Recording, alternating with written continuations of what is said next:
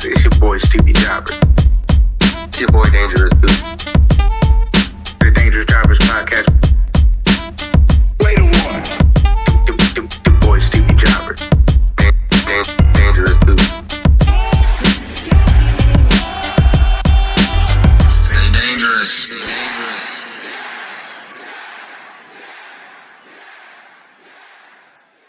Ladies and gentlemen, boys and girls, children of all ages, it's your boy Stevie Jobber.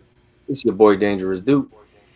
And welcome back to the Dangerous Jobbers podcast, putting wrestling over one podcast at a time. Yes, sir. And we are here on the other side of Wrestlemania, and there's a lot of ups and downs.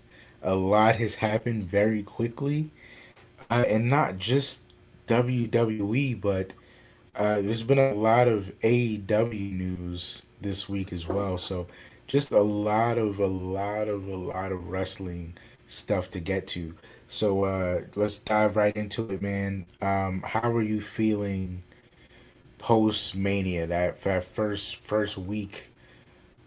Are you relieved? Are you excited? Are you hopeful?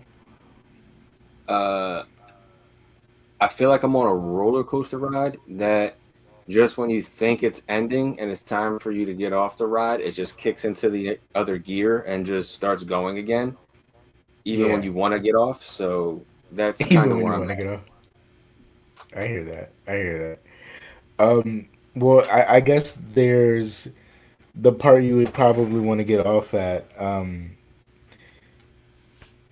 That was a bad segue. Speaking of letting people get off the ride, there's the releases that happened that happen every year from WWE. Their yearly releases post Mania. This one was a little quicker to the post than I thought it would be. Normally, I feel like they give like a month or something. This was like the week after. Yeah. But I don't know. I guess that's happened before, but I don't know. It was quite a few names on the list that questioned. Some of them I understood completely. So let's get to the names. Do you want to do them individually? Say how you feel, or you want to read the names and then we'll pick them out. You could just read the names and then we'll pick out the bunch that. So I know Dante Chen is on the list. From NXT. Also from NXT was Andre Chase of Chase University. There was Alistair, Zelina Vega, Apollo Crews, Alba Fire, one half of what did she call them? The Royal. Oh my God, I'm forgetting the name. The Royal Harvest. Alba Fire is gone, formerly known as Kaylee Ray. Kairi Sane, part of the Kabuki Warriors, with Asuka. Santos Escobar, with Legado del Fantasma, who I guess now is just Los Garza. And the entirety of the Wyatt Six. Bo, Rowan, Nikki Cross, Joe Gacy, Dexter Lumis.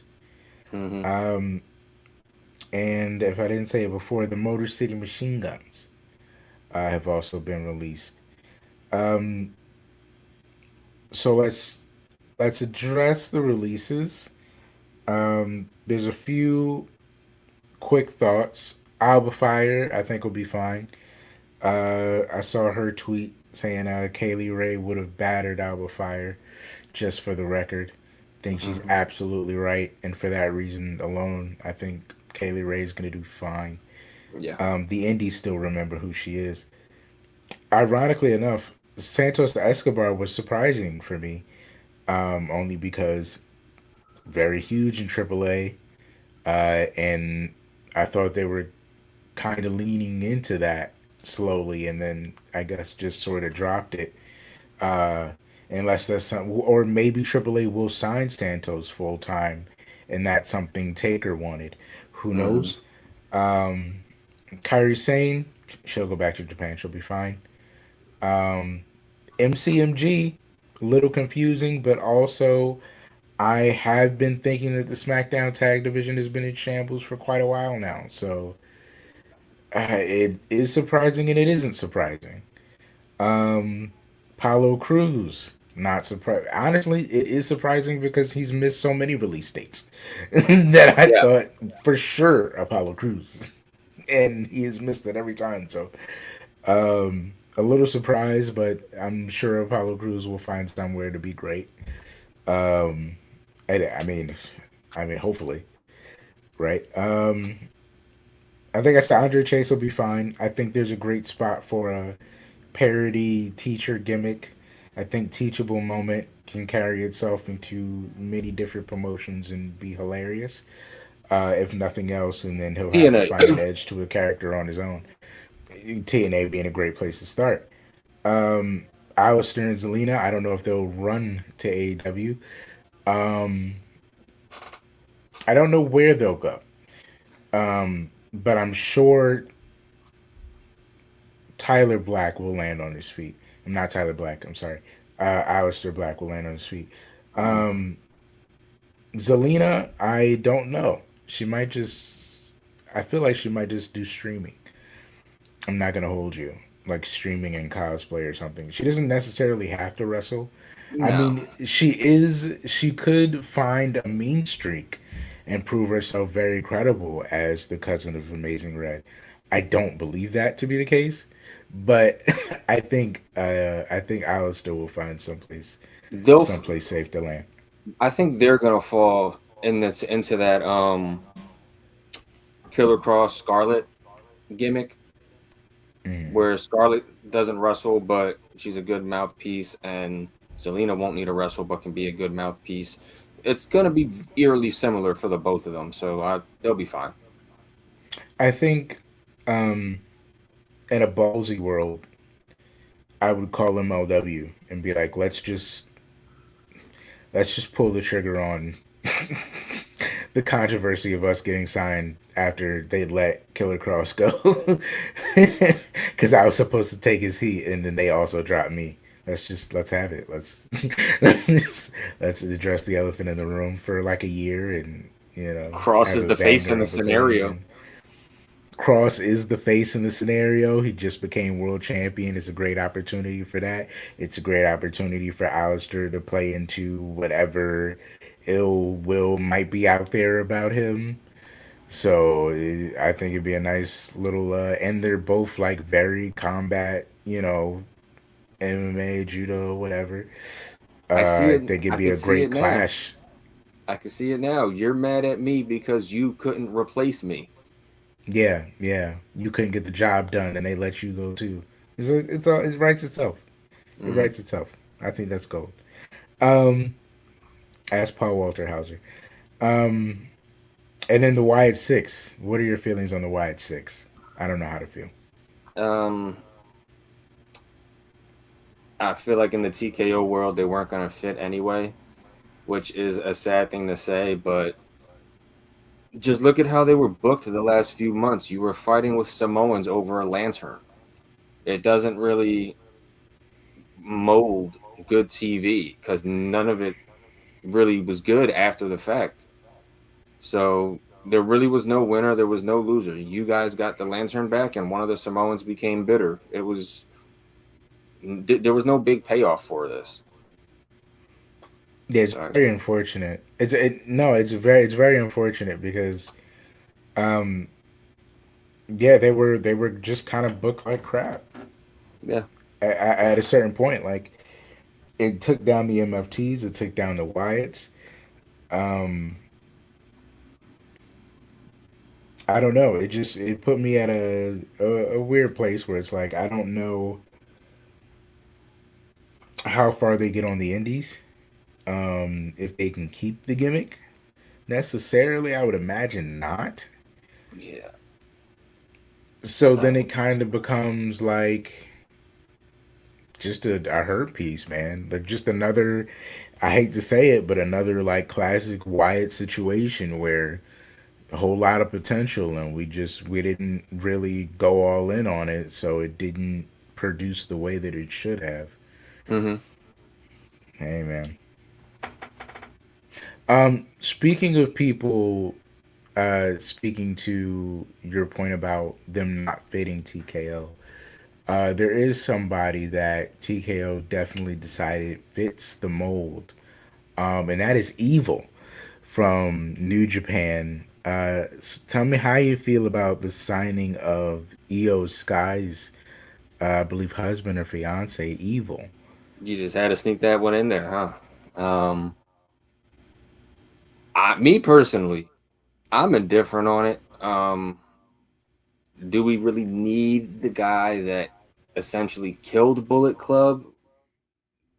I would say no, Mm. but to a point that you made, you could potentially not revive Bullet Club, but you could have some kind of Bullet Club-esque sort of group, because you could get Finn in there, you could get Evil in there, just depending on where certain pieces are at a given moment. It could Mm-hmm. work, but Mm-hmm. I'm I think you have a also, draft. You get a perfect scenario to use Evil. yeah, you could get a scenario where you could have Finn, Evil, Tama on the same roster and it could work, but for me, it's like, I really don't think we would need him, but hey, we've only just signed him. We don't know where he's going specifically. Mm-hmm. So we just got to see where the chips fall where they may. Maybe they keep him as a single star. So we'll have to see. Yeah, I'm trying to imagine another use from him outside of that. But really, it's the first place my mind goes, and I'm like, because otherwise, why do you sign Evil of all the people you could have signed in New Japan? Unless it's to benefit a newly freed Finn Balor and a looking to be free Tama Tonga, while we're suddenly giving Nakamura spots on TV to talk to people, and JC Mateo's in the back doing nothing. Is it bad that maybe they just did this to do Asuka the favor of not having her husband be in Japan? I don't know. I think they're it could have been that. It could have been that too. Fully. It could have been that. It could have let's been. let's get her fiance in the States so she's not feeling so lonely. Yeah, it could have been. We freeing up a bunch of spots, give them a shot. It could have been. But I'm waiting to see. I'm hoping it doesn't take as long as it took Tyler Tonga to get on TV for them to put Them a Evil year. in position. But I'm feeling like a draft is happening. I'm feeling like Always. a draft is happening, especially because everyone's on every show now. So there has to be some sort of recalculation going on, For sure. Um, but we'll get back to that and where that might be leading us later. I did say AEW had what I thought was a great week in the middle of all of the Mania, literally. So AEW had their own pay per view. I believe it was Revolution. Prior to the official WrestleMania week, in the middle of the WrestleMania week, they had moved their Saturday show to Thursday, so Mm-hmm. that they had Dynamite and Collision back to back, of course, to avoid whatever ratings probably were going to fall from Mania Night 1 happening on Saturday, because who was really watching AEW at that time. But smart move, I feel like, ratings wise. Mm-hmm. But for them, where WWE night, WrestleMania Night 2 was probably better than Night 1, I felt like AEW Night 1 might have been better than their Night 2. I say that because the end of the AEW pay per view the week prior, Darby Allin becomes number one contender and can invoke that match at any time. Mm-hmm. Depending on whoever wins, MJF versus Hangman Page. MJF, of course, beats Hangman Page. And a Don Callis favor was supposed to be made that Andrade would become the contender, which he did not. He had lost to Darby Allin, who had declared in some post-match interview that he wanted MJF that following Wednesday on Dynamite. Mm-hmm. MJF was preparing for his match, did not know that Darby Allin won, was not aware. And after winning his match, was too overjoyed in celebration to watch the tape or any of the news that might have been circulating about Darby winning, and showed up to Wednesday blind, arriving for what he believed to be his post-match interview after beating Hangman Page for the pay-per-view, and was trying to be alerted by Renee Young that Darby Allin wanted to fight him for the title that night. Mm-hmm. Don Callis comes over, congratulates him on the win, apologizes for the Andrade thing, and MJF figures out that Andrade had lost the match, and Darby Allin wanted the championship match that night. Mm-hmm. Goes into the ring. If anybody has the time to look up the promo from Darby Allin to MJF in the first part of the show, Darby gives a phenomenally passionate promo after climbing Mount Everest, after doing all the ridiculous things, being the epitome of high risk and Evil Knievel and all of that stuff. On behalf of AEW, has decided, if he can't win the AEW championship right now, then there's no point in time where he's ready to win that AEW championship. Now was the time. And Tony Khan booking spectacularly. The first time Darby had his first wrestling match, I believe, was in that city. And then I believe the next week on that Dynamite was his hometown. So great booking by Tony Khan, but Darby gives this amazing promo. MJF finds his way out through all of the uproar and the tension and the emotion in that promo. MJF finds his way out to have the match later that night. But if you have time, if you want to see what a really good blur the lines wrestling promo is supposed to be, that's a great promo to watch. It really gets you in the mood, and the nature of it all. Like, even though he had won days prior, it still felt like we were just finding out. It still felt like it was something like the rug being pulled from under the bad guy, and they ran that story all night. And it kind of carried a very, I said, like a Mick Foley winning the championship in WCW, kind of pulling the okie doke. It felt like, we're wrapped up in the Mania week, but probably the best thing to happen outside of sports entertainment was happening on AEW in the actual wrestling world, with Darby Allin becoming the AEW World Champion in a 5-spot, like maybe 6 to 10 minute match against MJF at the end of the night, where he hits the casket drop from all 4 corners of the ring, and takes MJF down to win the belt. And so I wanted to run through that. If you guys got time, if you got Hulu or something that, may go back and rewatch it. If you're focused on, like, if WWE is very disappointing this week, AEW really gave something good that whole night, with the start being the build of MJF and Darby Allin. Mm-hmm. I say all that to say the following week, he had his first title defense against Tommaso Ciampa. That is my must-see match of the pod. Tommaso Ciampa, Darby Allin, first AEW champion title defense. I thought it was absolutely amazing. It's everything you wanted out of Ciampa, everything you wanted out of Darby. Mm-hmm.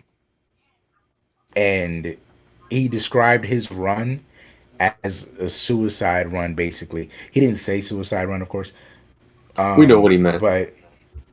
But he's basically going to have the United States Open Challenge for the AEW Championship against all the guys that he believes deserves a chance, excluding MJF until MJF has something to offer, which means quite a while. MJF will have to win something and then come back to Darby with an offer that Darby cares about, which I'm sure will take some time. Title versus So career. it'll be something bad. So it'll be a while before we get MJF, but that I do believe for what Darby stands for what Darby's trying to portray, we will be seeing some amazing matches from Darby almost every week, which almost made me. I gotta tell you, I was terrified because I watched the match between him and Ciampa, and then I realized Brody King wanted the next shot and came out like almost right as the match ended to congratulate him and be like, all right, see you next week. And it was almost like the terror in Darby Allin's eyes. Like, what did I agree to? Like, it's match one. Next Yeah. week, I got Brody King. What am I doing? Like, you know what I'm saying? He gonna be busy. Oh my goodness. Like, I'm scared to death for Darby Allin, but I love it's the type of run I would want Darby to have. I don't want big stories. I don't want long drawn out things that might not work.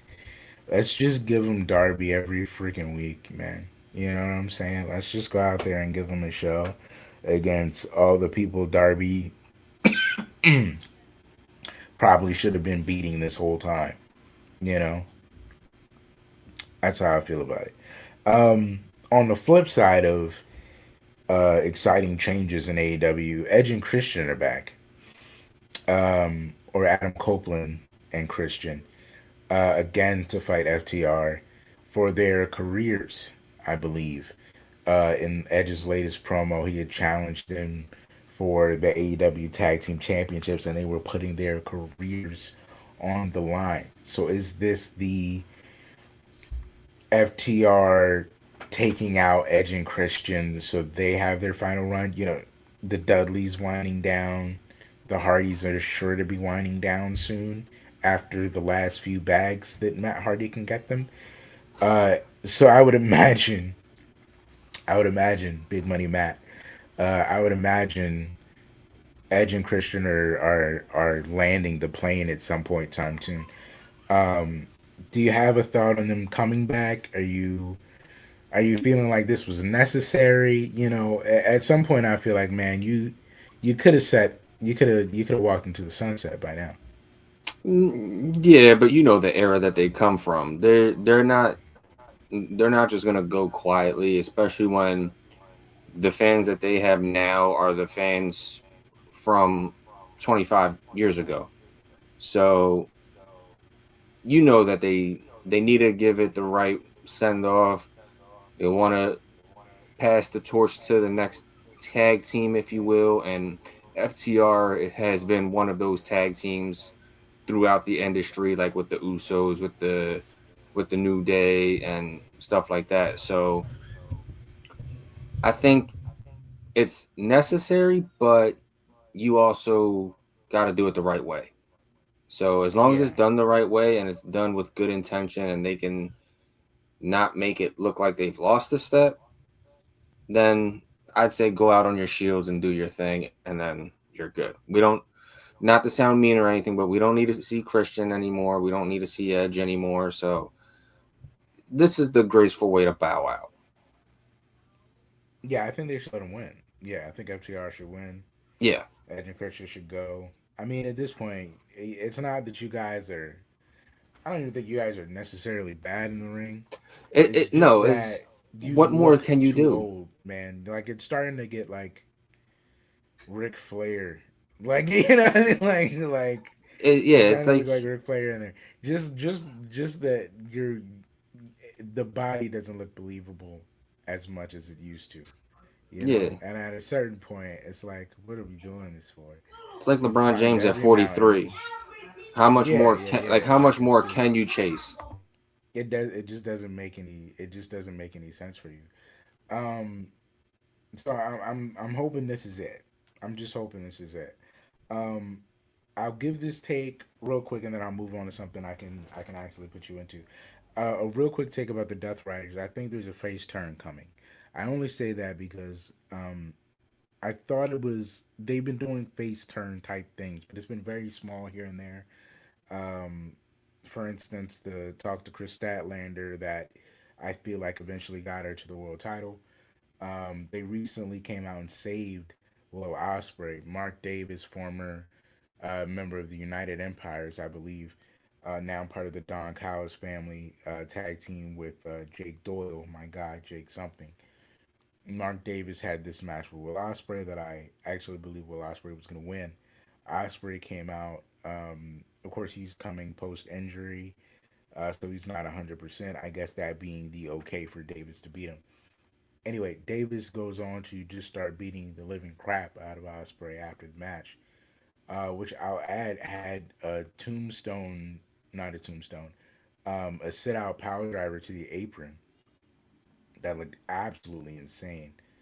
Um, Not as bad as Ciampa doing the Psycho Driller to the outside of the ring. Call back to the must see match. Go see that.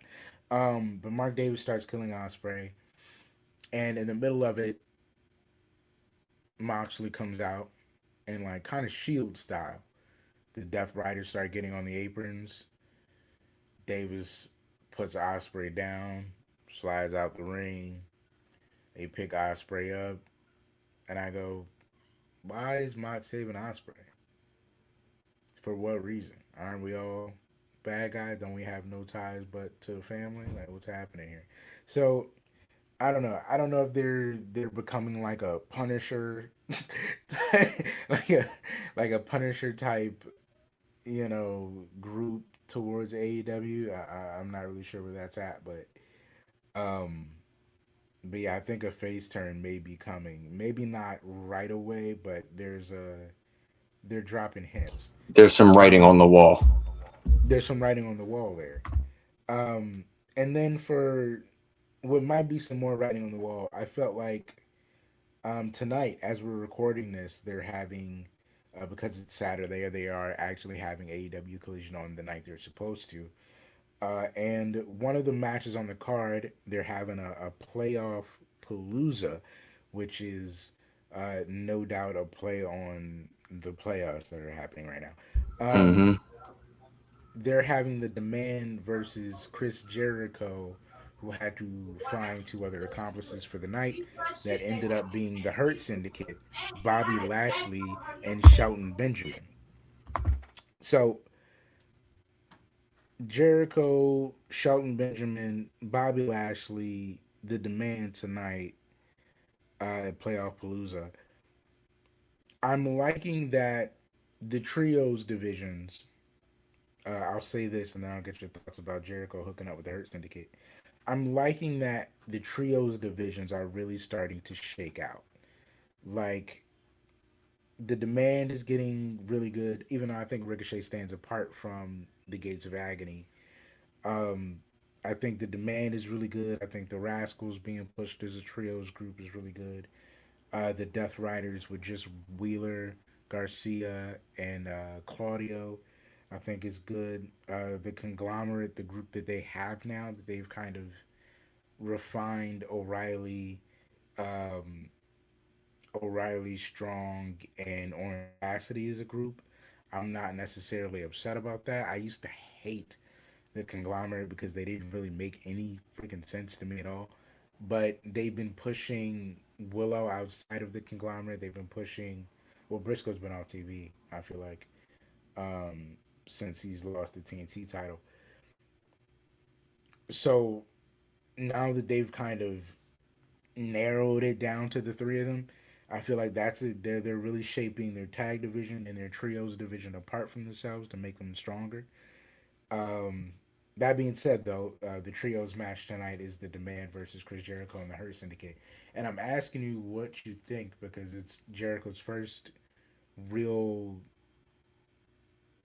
I don't want to say big thing because it's still like on a TV pay per view, but uh, a high profile match uh, where he's making deals with the syndicate. Do you see him with the syndicate, or is this an APA kind of deal? Nah, this is more of an APA kind of deal. Jericho and the Syndicate on paper doesn't even sound right. Um, I feel like this is just more of a I'm the Ocho, I have money, I have this, I need help. Here's my help. And that's what it's going to be. I don't really see a need for the Syndicate and Jericho to be a thing moving forward. I feel like this is just going to be a one-off kind of scenario. Just to pop the people, just to pop the people. Um, okay, and then the last thing I wanted to touch on, and then we'll get to the Mania stuff. Uh, Takeshita versus Okada is finally happening. It's not happening tonight, or as we're recording this, but it is happening down the line. I believe they're doing it sometime next month on the 20 something. Um, but they're doing Takeshita versus Okada, both in the Don Callis family currently. They haven't fully pulled the triggers on each other, but there's been a lot of back and forth for some months now. So I'm ready for them to get it on. And honestly, I've over the past few years, Takeshita's really grown on me. I think I've liked Okada since the Kenny stuff, so there was a thing there. And so once Okada became like comical and bleached his hair, and I think we're half an hour in, just started saying bitch all the time. Like that was that was it was like it popped you, you know what I mean? So it was like it was enough. It was enough. But Takeshita as an in ring, as a threat, and more as a character. I really like Takeshita, so I'm hoping Takeshita goes over Mm-hmm. here on Okada. I just don't know what that means for the dynamic of the Don Callis family afterwards. What do you think? Honestly, I'm not even. This is gonna sound bad. I'm not interested in the dynamic of Okada and Takeshita because it we haven't seen it yet, but I don't know. Just for some reason, it doesn't like get me going. It doesn't get me like excited. Mm-hmm. I don't know. I don't know if it's because it's Okada or because it's to Cheska. I can't even say his name right, but I'm just gonna say the other guy because I don't want to butcher his name. I don't know It's if it's okay. because of Okada or the other guy, but for some reason, it's like it doesn't click with me. You know what it is? I think it's the undertones of the booking because they don't push it as much of a high profile match as it should be. Mm-hmm.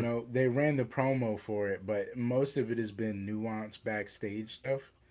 So I feel like even though the match, like in Japan, this match would be promo to the full extent of the money of the budget, but I don't know. They're very subtle about it, which is weird because they seem all in on Japan all the time. So it's weird that they're not putting more behind this, but I think it's because it may be because they're trying to keep the group together.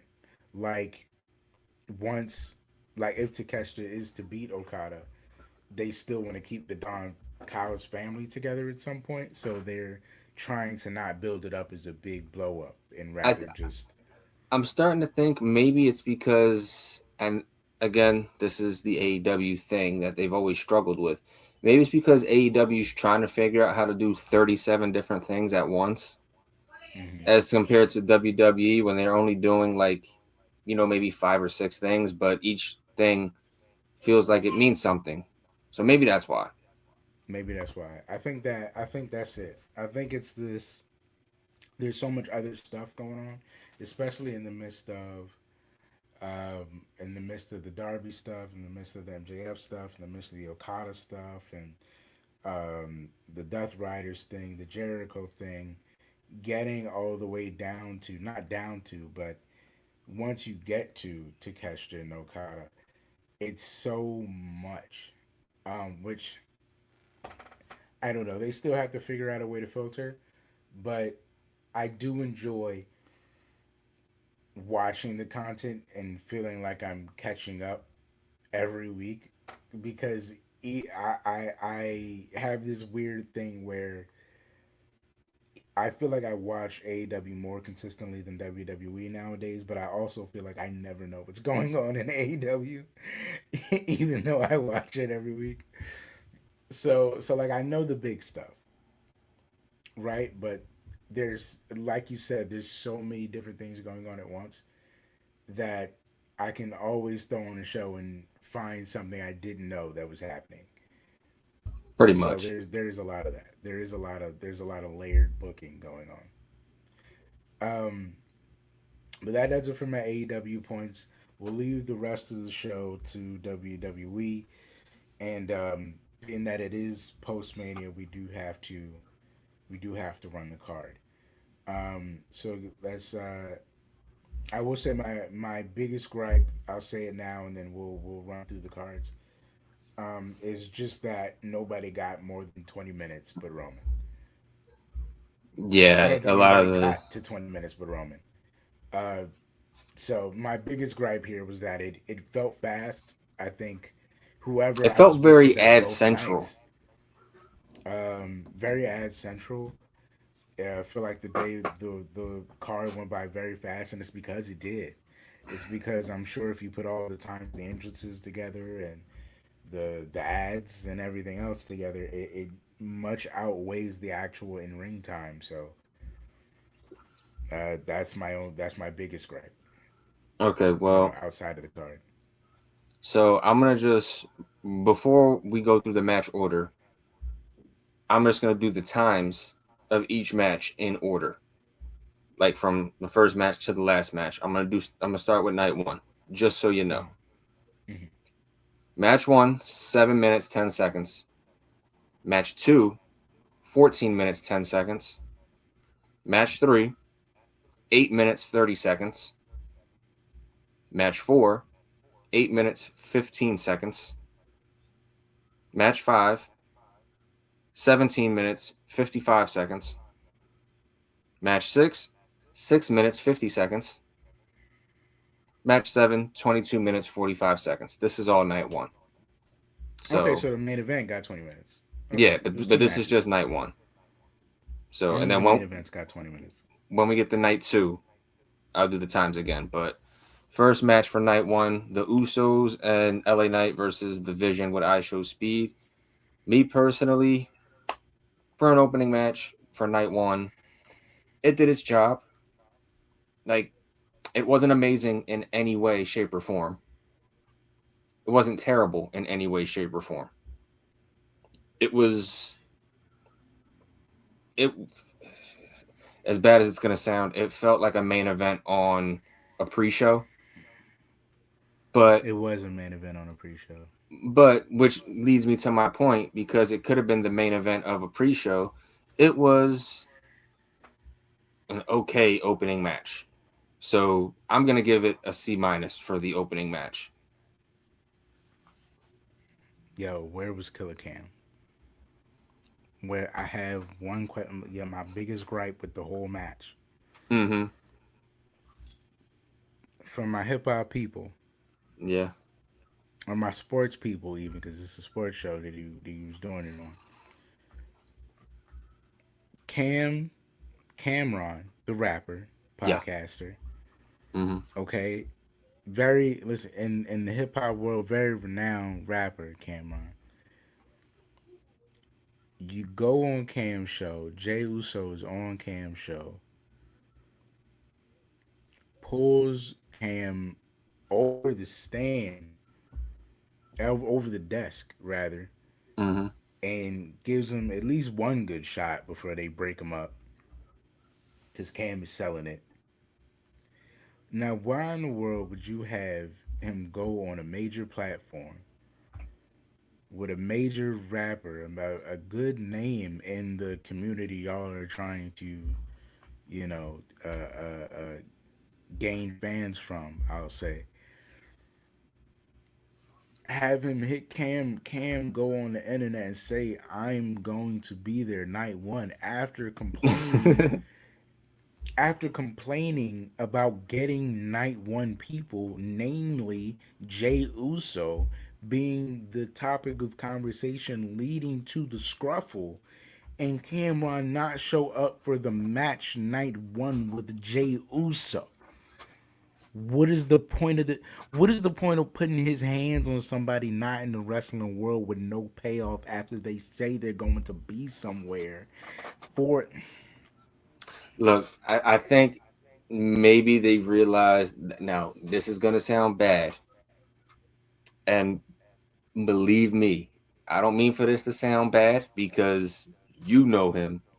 I know him. Most of our listeners know him. Maybe they realized most wrestling fans don't know who Cam is. And that's why they decided not to go with it. Because just hear me out. Just hear me out. Look, most wrestling fans are young. They're going to know Logan because Logan's a streamer. They're going to know IShowSpeed because IShowSpeed's a streamer. They're going to know Jelly Roll because Jelly Roll is one of the biggest musicians out there right now. They know Pat McAfee because they've been shoving Matt McAfee down our throats for the last however many years. But we're football guys too, so we knew who McAfee was. Most wrestling fans that are younger are not going to know who Cam is. So maybe that is the reason they didn't do it. If I can throw them a lifeline to saving them a little bit. Even though I shouldn't, but maybe. That's all I'm going to say. I don't agree with it, but maybe that was their thought process. All right. Well, either way, but what I thought it made no sense, and I the fact that it didn't turn into Cam showing up and it turned into this weird IShowSpeed angle, like whatever, man. I'm happy for Speed, but like whatever, man. Whatever. F. And you gotta remember, TKO sometimes isn't the brightest when it comes to mainstream hip hop culture in the world of wrestling. I mean, for God's sakes, the first time they put Bud Crawford on TV, they said he was Kendrick Lamar. Terrence Crawford does not look like Kendrick Lamar. Which is crazy. Now they get it right and call him Terrence Crawford. Now they get it right. Yeah, now they get it right. That first time, I was like, okay, Kendrick Lamar changed a lot. Yikes. Okay. Yeah. But on to match 2, which probably should have been the opening match because damn, these two kind of delivered a little bit. Fatu and McIntyre. I will say, for an unsanctioned match, it didn't really feel like an unsanctioned match. It kind of could have just been a street fight, but compared to the opening match, definitely better. I understand for story purposes why they may have called it an unsanctioned match, because it just sounds like from the story it should be an unsanctioned match. But yeah, this could have been a street fight. And I think street fight would have been the better name because Fatu is character-wise a street guy. So yeah, a street fight, then it's like Fatu's on his home field advantage type shit. So I think that would have made more sense. I did like the match though. I thought it was good. I mean, I thought it did what it was, much like the first match. I thought it did what it was supposed to do for the time that it was given. You know what I'm saying? Double the time. It did what it was supposed to do. It did what it was supposed to do. So, all right. What do you give something that did what it was supposed to do? A B minus? B minus, yeah, because that's where I'm grading it. All right. So match 3. The Fatal 4-Way Women's Tag Match. You have Bayley and Lyra, Charlotte and Alexa, Nia and Lash, Brie and Nikki. Oh, wait, I'm sorry. No, not Brie and Nikki. We got a return out of this, which, sorry I spoiled for you, by the way, but it was Paige. And they are the new Women's Tag Team Champions. And I'm going to be completely honest with you. Aside from the return itself, the match gets a D. Because I didn't think the match was great at all. I mean, it felt like there was a lot of mischemistry in there. It wasn't the smoothest. Not by any means. But I mean, what? what Bella match is. You know, And this was only half Bella. this is only half Bella, but they built to Paige the whole match. So I mean, you got your Bella 60-30 compared to your Paige. But yeah, man. I mean, we went into this saying anybody but the Bellas. So Yeah, we were half right. It was just Yeah. Bella instead of Bellas. Yeah. But so I yeah. don't know how that's gonna work later, but whatever, man. Well, moving on to the next women's match, we have Becky Lynch and AJ Lee. And I'm gonna be honest, again, I did not watch this match. Full transparency. It doesn't sound so bad. Full transparency. I I left to go get the food. But hear me out. Okay, AJ Lee fans, Becky Lynch fans, hear me out. I left to go get the food during the entrances.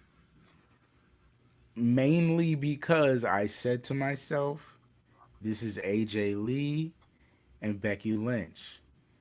It's the fourth match on the card? Fourth match, right? Fourth match on the card. These ladies it's a one-on-one for a championship with two veteran women. Mm-hmm. They're gonna get time. Match was over before I got back. Yeah. So I'm in the same exact boat as you, and that is exactly what I thought. And then sure enough, I was like, oh, it's over. Okay, so this will be the only match of night one for me that does not get a grade because I quite frankly don't have a grade for it. But the result was correct. I'm pretty sure I said Becky was going to win, and Becky won. So yeah, you ladies get a bye. Yeah. y'all get a bye. I didn't see it happen too fast, and y'all made the right call. So. Okay, so the next match we have, for me personally, this was match of the night for night one for me, up until the end. She's only match for 20 minutes. No. This one was 17. But in 17, they did great. And this is Gunther versus Seth. Now, up until the end, I was enjoying every single thing about this match because on paper, they can't fail. It's a ring general and a workhorse. Mm-hmm. What could possibly go wrong? And stylistic wise and match wise, nothing went wrong. It itself was great. Me personally, the thing I didn't like at the end was when you brought Braun back in to have Braun just cost Seth the match. I feel like you could have used Braun Monday on Raw and just derail Seth's momentum on Raw instead of just doing it at Mania. But that was just me. Match itself, B+. And it's not getting an A because of the ending. But for me, B+. It was a cop out, and I'm not mad at it. They had to protect Gunther. They had to protect Seth. And they needed to bring back Braun. 3 birds, 1 stone. Mm-hmm. I think they knew they didn't want to take anything else away from Gunther. Mm-hmm. But they knew that Seth couldn't exactly be beaten down on his way to Braun. So they figured it's the best way to do it. I'm not mad at it.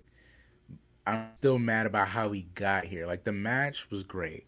I agree completely. I'm just still a little upset about the way we got here. Yeah. Because they didn't build a Gunther self-story. Even if Gunther was going to be a hired gun for Heyman, they didn't even really build that. That took 2 seconds to kind of explain that, and we moved on from there. So, you know what I think this match was for me? This match was, if you can think back to Mania 21, this was Shawn versus Kurt with not as good of a build. That's how I see it. Yeah, 100%.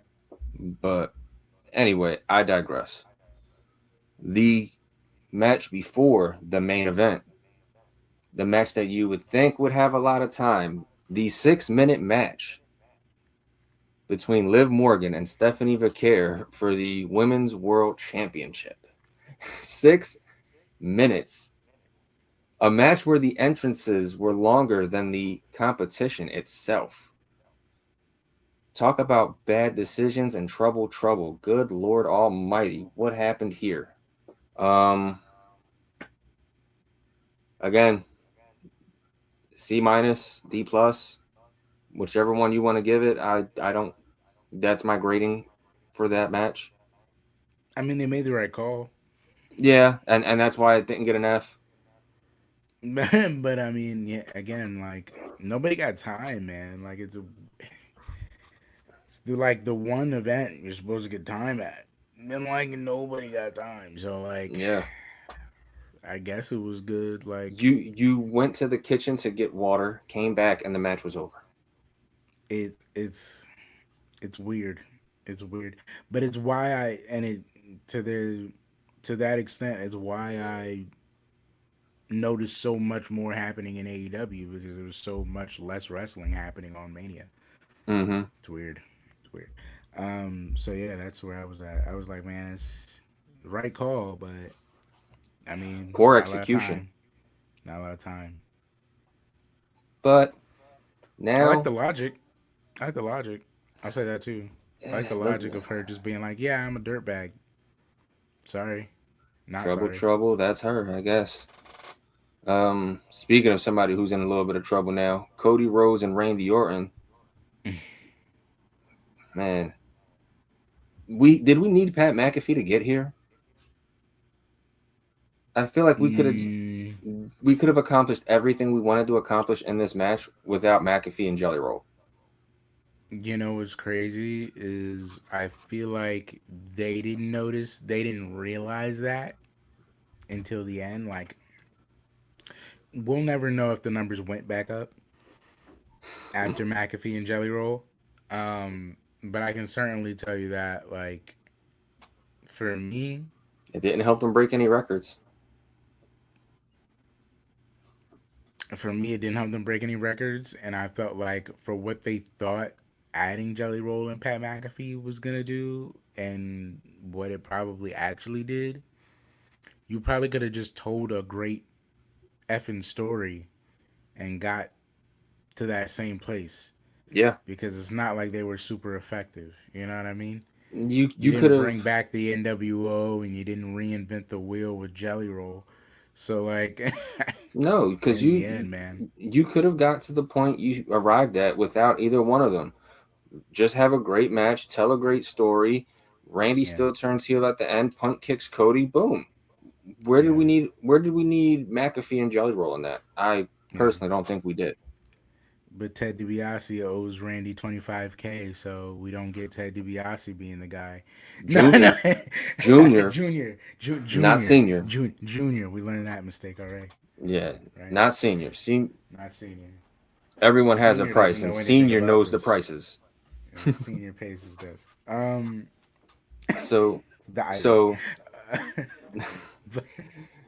Moving on to night 2. The match times for night 2. Now, hear me out on these match times for night 2. At least one of them, not upset about. So the match times for night 2. 4 minutes, 45 seconds. 15 minutes, 10 seconds. 7 minutes, 10 seconds. 10 minutes, 30 seconds. 10 minutes, 10 seconds. 33 minutes and 55 seconds. Wow. The one I'm not upset about? The opening match at 4 minutes and 45 seconds between Brock Lesnar and Oba Femi, because... Not mad at all. Because we said, don't make this match long and make it a car crash. They didn't make it long. They made it a car crash, and the right person won. The right person won. The most important part is the right person won. It didn't take long. Wasn't a huge fight. Wasn't a A real plus. back and forth. They do what they supposed to do in there, boy. It was, ugh. A plus. I give it an A plus. And cherry in the cap, unexpected because I don't think anyone saw this one coming. Brock seemingly has called it a career. You know, I'll say this: not kicking out of the first kicking out of that first F5, no selling that first F5. He didn't, Yeah, right? yeah, it was a no Yeah, sell. he no selling the F5, and then one fall from grace that ended all. Just a joy to my heart. Just that ending that it didn't take that much. Like Yeah. he didn't he didn't stay down for a pin after the F5, and Brock was done after one finish. Mm-hmm. That's how it's supposed to be. That's a finish. That's how you effectively establish somebody. So credit to Brock for that. Um, but in that also, yeah, I noticed Brock staying in the ring, and I went, "Oh, he's about to do it." Mm-hmm. So before he started unlacing his boots, just him laying there, I was like, "He's laying there too long. Something's up. Something's up. He's Mm-hmm. about to do it. He Brock about to normally hang don't it up." sell this long. Yeah, he don't do it for nobody. So I was like, and then that's the, you know what I'm saying? I'm shocked and all of that, but I'm still like, Brock don't do this for just nobody. Um, so him taking off the boots was like, oh, all right, here we go. Mm-hmm. And the waterworks from Paul was a funny add-on to me. I think at anytime Paul cries, I just laugh. Yeah. Um, that sounds Honestly, I terrible, think but Brock crying is what did it for me. I was like, damn, he's no, actually yeah, crying. yeah. Brock was really trying not to cry there. He was trying to hold it together, but I enjoyed that though. I enjoyed that moment of transparency, like, Mm-hmm. because if Brock's gonna call it, man, like, I want Brock to just call it. Like, if there's a controversial reason, which I'm sure we'll get to in a second, that's one thing, and that is what it is. But I think Oba would be the right guy, and I think Brock's gone as long as you can go, and that's as over as you can put someone. Yeah. It was nice seeing that level of vulnerability from somebody who hasn't been vulnerable ever in their career. So Facts. I thought that was a nice touch. You got to see an actual person as opposed to the beast, which I think for once was a nice touch. Yeah, I think they did a lot of good work there, and I don't know if that was the call from the back or if they were planning to have Gunther versus Brock, but I don't think they would have Gunther versus Brock the way they had Gunther versus Oba, and for that You reason, mean Brock versus Oba? I mean, I'm sorry. Brock versus. I don't think they would have Brock versus Gunther the way they would have Brock versus Oba. No. Um, and for that reason, I felt like if Brock disagreed with it, it's not necessarily wrong because Gunther would probably be a longer match, Mm-hmm. and Gunther don't even necessarily have people stay down from the first finish. You know what I'm saying? So Yeah. it doesn't even Oba really make was sense for Gunther. Oba's the better way to go.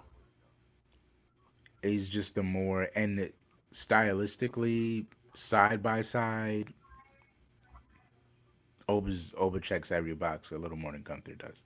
Yes. So I'm not mad at it. Not mad at it at all. Yeah. Another match I'm not mad about, and I'm pretty sure you're not mad about either. The six-pack ladder match for the IC title. Penta retains, but for a thrown together ladder match, fairly entertaining and surprisingly well done, considering everybody who was in it. Like Well, I'm not. Javon, I was gonna say Good. Javon got off some great spots. Ray got off some great spots. Like God's sakes, Ray got off some spots. Penta with the Canadian Destroyer jumping off the one ladder was great too. There was just great spots in this match all around. Mm. I really don't have many complaints about it, other than I kind of wish it went a little longer. But Mm. other than that, Um, I was gonna say they're the ones that got 17 minutes, I think, right? they got 15. They got 15.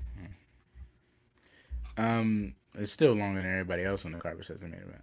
Mm-hmm. For 15 minutes, I think they did the best they could do with the time that they had. The great thing was just the great group of guys they had there. Mm-hmm. Um, I think a lot of them are, especially anybody in a mask. So that being a third of them at least. Between Half of them. Penta, Ray, Dragon Lee. between Penta, Ray, Dragon Lee, you had already three guys as luchadors that probably already know how to go in there, call it on the fly in whatever match, and make it Mm-hmm. look pretty smooth. So that's promising. Javon getting the highlights was a great call. JD McDonough's no slouch in there, so I think they had He's a the cell great, machine. yeah, they just had a great group of guys that knew what to do with a little bit of time. So, And you had um, your base guy with Rusev. and you had Rusev as your base guy. Credit to Rusev. That's the guy I left out. But yeah, that credit to Rusev. But yeah, they had a solid batch of guys that can do a lot with a little. So Mm-hmm. yeah, I'm not surprised that match was so great. They had all the right people in there. They had all the Yeah, right people in there. for So sure. I was happy about that. So two good ones in a row. Two good ones Yeah. in a row. Next match on the docket, our 7-minute match, which now that I'm looking is the second shortest match on the card. Trick Mm. Williams with Lil Yachty versus Sami Zayn for the U.S. title. Right person won. Again, I agree. I agree that we still didn't need Sammy for this. We could have did Trick versus Mello for the title, but if they're only getting 7 minutes, I'm glad Mello wasn't there. Mello deserved better than 7 minutes, especially Mello versus Trick. So, right person won. Didn't really care for the match, and the match was short. So, C minus. I like that you said that. That's a blessing in disguise. I think you're right about that. Trick versus Mm-hmm. Mello should not be a 7 minute match and should not have that kind of build. You know what I'm saying? So I think you're right. Made the right call. Mm-hmm. I think we all knew Trick had to win. Yeah. So not mad at that. Not mad at Yachty. Not even mad at 7 minutes. I don't think Sammy versus Trick needed to go that long. No, I it's just think just enough needed to happen for Trick to be able to win and us to be able to believe it. So yeah. It's like I'm not mad that the match itself was short. I'm just mad that the match didn't have the right person in it, which mm-hmm. it doesn't make me super upset that the match was short because it wasn't the right person anyway. It's Yeah, that now kind of dynamic. had they gone out there and had a banger, I'd have been a little upset at winning Carmelo Hayes. Mm-hmm. But yeah, for 7 minutes, yeah, I could take that. Now, a match that I am mad was as short as it was. Finn Balor versus Dominic Mysterio, but Finn as the demon in the street fight. I almost kind of wish that they didn't announce that the demon was coming back. I kind of wish that they just kept it as Finn versus Dom and then said Finn Balor had the request that this became a street fight. Mm-hmm. And then Dom just kind of like, I don't care, whatever. It could be a street fight. Why did Finn Mm-hmm. want a street fight? And then Adam Pearce could have just been like, let's just say Finn has some demons he wants to let out. And boom, Mm. that night they could have just switched it and said it was the demon. But we got the demon, so that was cool. The right person won. I'm gonna give it a B minus. Yeah, I'm with you. Like, I give it a B plus only because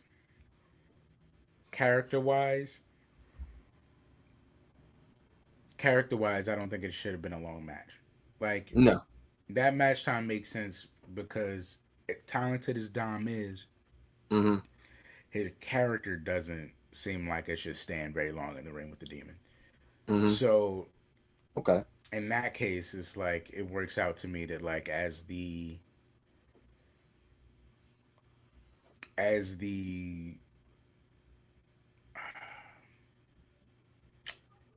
as the ignorant kid that bit the hand that fed him, you want to see him get slapped around. So Finn coming out as the demon, I don't necessarily need a long match. Now, if it was Finn versus Dom, Mm-hmm. then I'd have wanted them to get at least 15.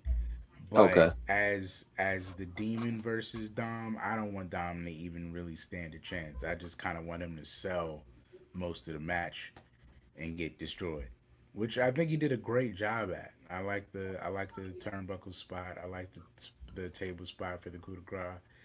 I Mm-hmm. thought Finn looked amazing, so I think it did everything for me that it needed to do. Like this would have been the only other match I was cool with being short, only Okay. because I wanted to see Dom get squashed. I didn't necessarily. I feel like the room for Dom and Finn to have it like really have it out as like the fleshed out story one, that down the line versus a regular Finn, I feel like should be 15, 20, because they got to really tell like a thing where Dom got to kind of rise to Finn's level and Finn's got to Mm-hmm. grow to respect him but be better than him in that moment. That's a totally different story than you need to get what's coming to you. Yeah. Just for me. Just for I me. mean, I could agree with that. I could agree with that, I guess. Um, Second to last match of the card we have for the Women's WWE Championship, Rhea Ripley and Jade Cargill. Ugh, I'm gonna be completely honest here. What else were they gonna do? I don't. I don't There's know. a Use Kyrie yeah, Sane. dude. That wasn't in the There's plans. That wasn't in the plans. Yikes. Jordan Grace was there. You could have used Jordan Grace. Rhea didn't need this. Rhea doesn't need this. The only benefit of this is, I guess, Rhea moves to SmackDown now, even though I think Yeah, she's a better fit on Raw. this is another weird cash in where like just like they didn't use Cam that one night, they didn't use Kyrie. They had built this thing with Kyrie breaking away from Asuka from EO. Now when EO went down there, it shouldn't have been so easy to level the playing field.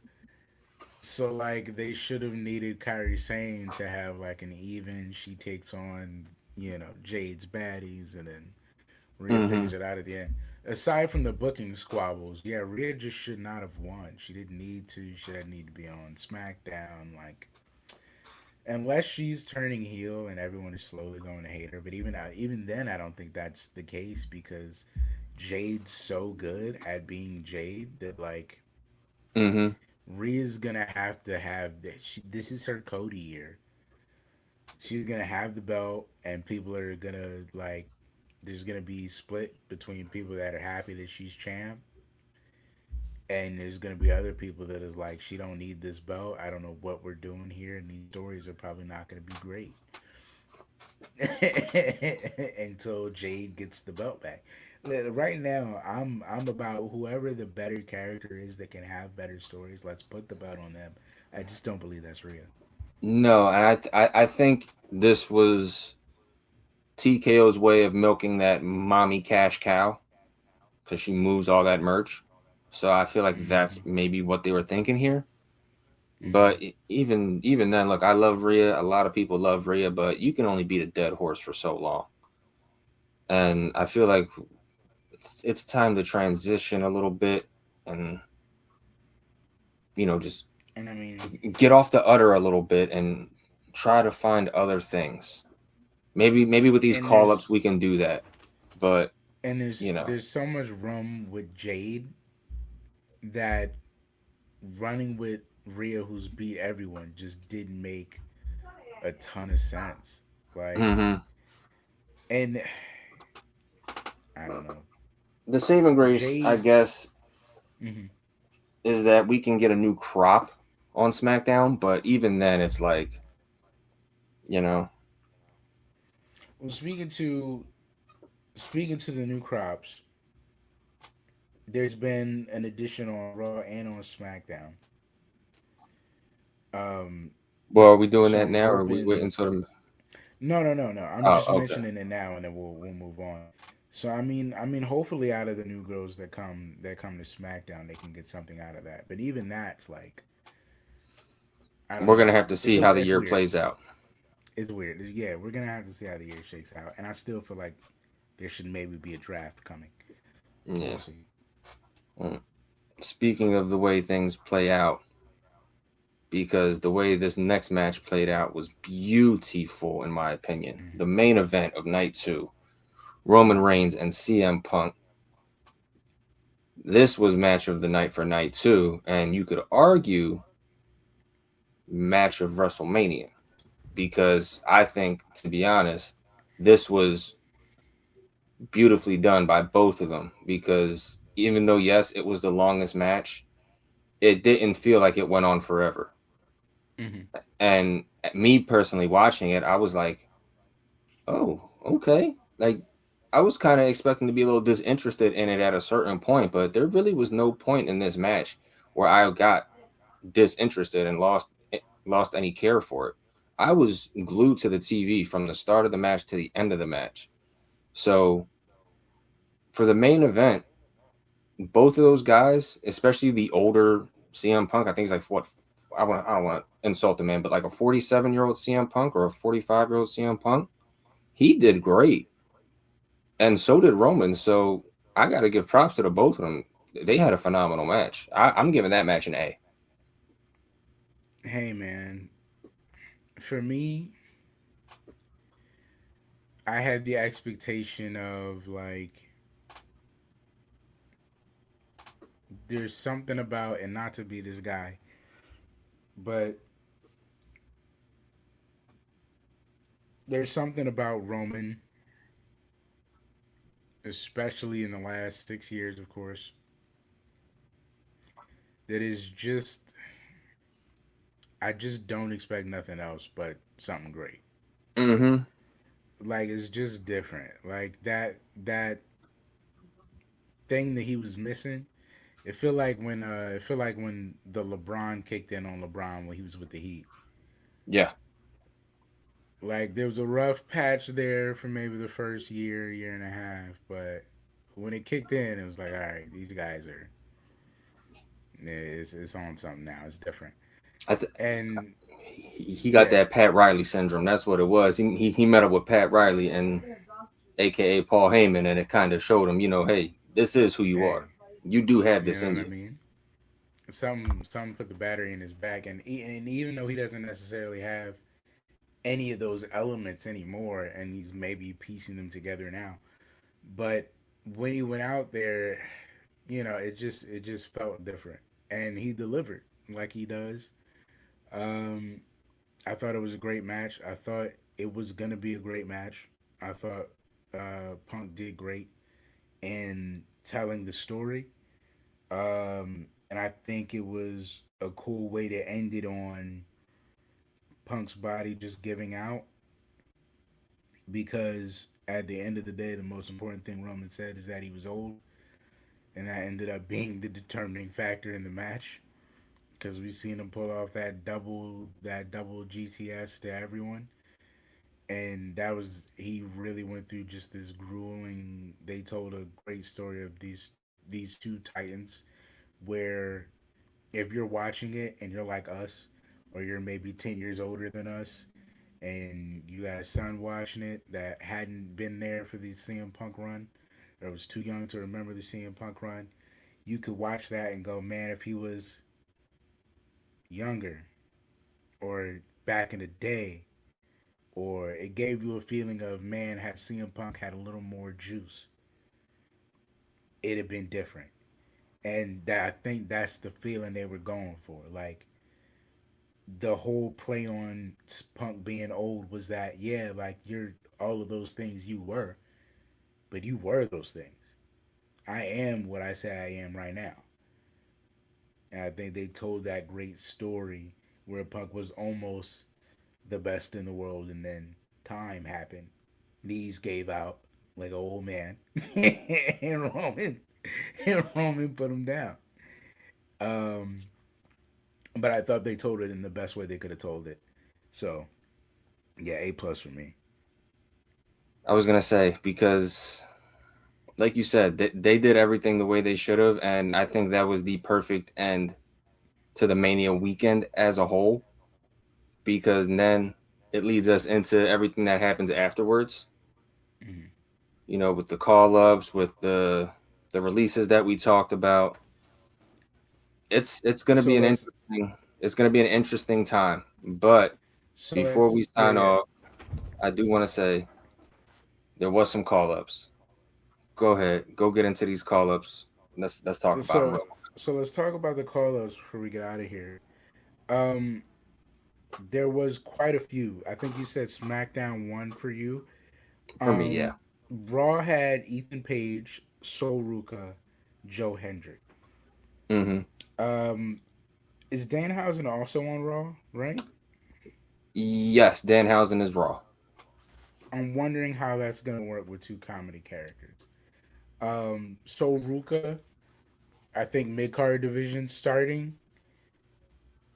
She rose pretty fast in NXT, but I don't know. I think there's still a ways to go as far as main eventer energy.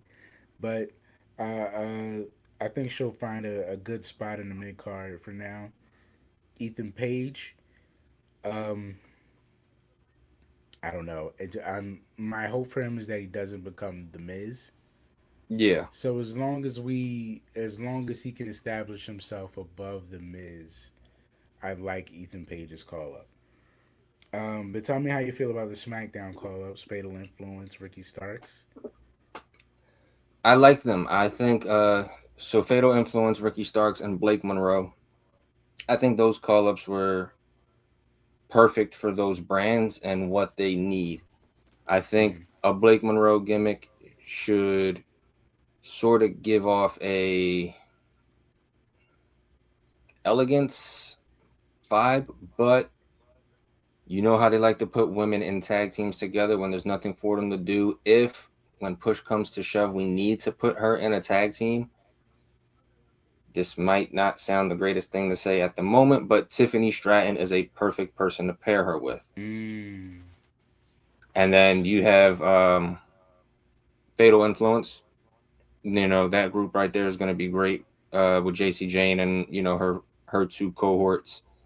JC will be a champion on there, whether it's the U.S. champ or the world champ, and she'll have her backup with her. So perfect fit over there.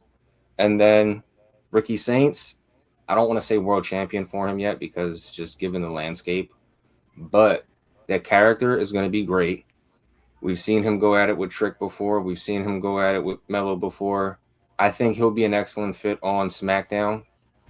And I could definitely see him being U.S. champ. Mm-hmm. Wait.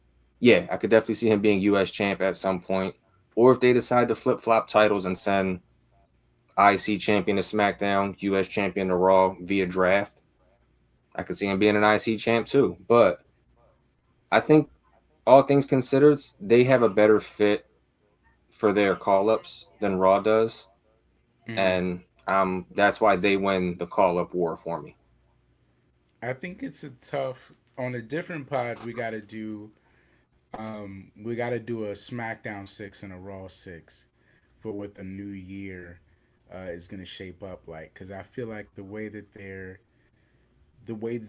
moving their pieces now, the people they're relying on is a different it's a different field, and I feel like we can probably take a look back at where they're going with this and pick a good 6 for the recentering because they're definitely in a rebuild period, especially after Mm-hmm. these numbers. Yeah.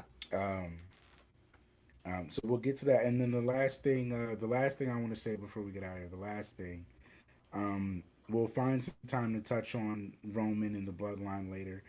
Um, but I wanted to get on this last thing. The only thing that really, really, besides Cam, pressed my button about WrestleMania.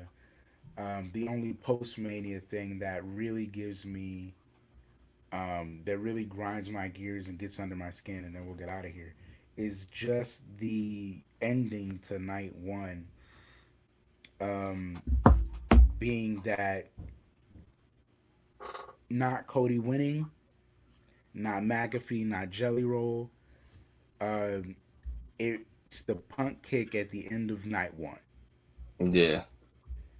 Cody wins,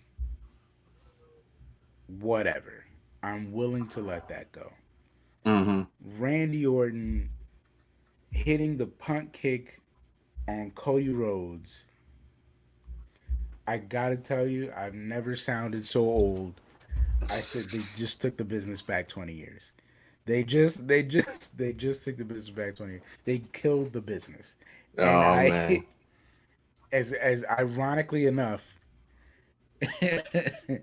as much as Pat McAfee was talking shit, Mm-hmm. Randy Orton and that move and Cody Rhodes and the selling of that move killed the business. And I'm gonna tell you why. Because back in the day, because I'm an old timer, Mm-hmm. it used to be a thing where if you did the punt kick, you essentially were written off TV. You were canonically in a wrestling sense dead until further notice. Okay? So like the gravity of the punt kick is exactly the reason why we had stopped doing it, because the impact of said punt kick had such great repercussion. It was only to be broken out in emergency or when Yeah. Randy had lost his ever loving mind and was just killing off people every week. So it is a huge, huge misstep to have Randy do the punt kick, and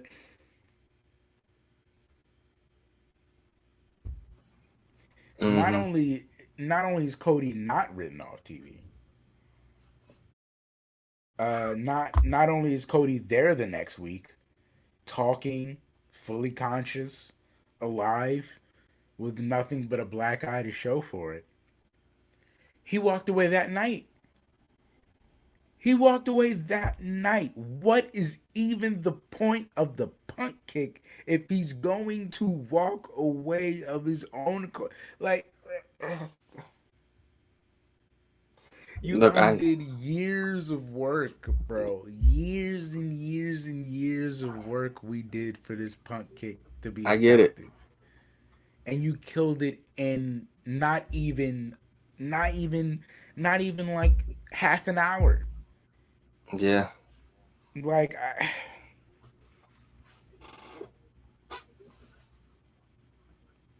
like he can never be champion again. I don't even know, like I don't know how he's supposed to do it now.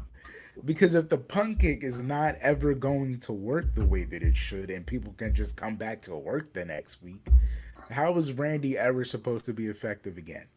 He might as well retire. I mean, like, if the RKO ain't gonna do it, he can't beat the best in the business fair and square. His punt kick renders people with a black eye instead of in the hospital. You got nothing. You're essentially seeing Punk. Look, like, I mean, I get it. I get it. It's just it makes you wonder. it makes me wonder. That's all I'm saying. It's my biggest gripe as a logical wrestling fan, keeping up with the story of finishes. It just is. It's sad to see a finisher diminished so poorly. It's just it's heartbreaking. Um, that overall, my mania grade is probably a C minus. Nobody met their times. Everything went Except over, Roman, or everything went except under. Roman and Cody. Everything went under. And you only passed with the C because you made the right calls. On night 2, for the most On part. night 2, for the most part. For the most part, yeah. So, I mean, but other than that, man, like, it's been a roller coaster. It's been a roller coaster, and I'm keeping my mind open to watching everything, especially since I saw Lucha Underground tweet that they might be coming back. So my eyes aren't solely on WWE. I'll say that. Mm-hmm. That being said, let us know what you guys think. Let us know what you guys think of both nights. Let us know if you guys watched AEW, if you've watched Collision as we're hearing this. If you did enjoy the show, sticking around this long with us, please hit the link in the description, hit the like button, hit whatever there is for you to hit to express to us that you had a good time. With that being said, I think we've covered all the bases. You got any last things to say before we get out of here? Let's see where we go from here, because we can only go up and we can only go down. So let's see where we go. We can only go down. So let's see where we go. All right, guys. I have been Stevie Jobber. I've been Dangerous Duke. And this has been the Dangerous Jobbers Podcast. Please stay up, stay blessed, and as always, Duke, take us on. Stay dangerous. Boom. It's your boy Stevie Jobber. It's your boy Dangerous Duke.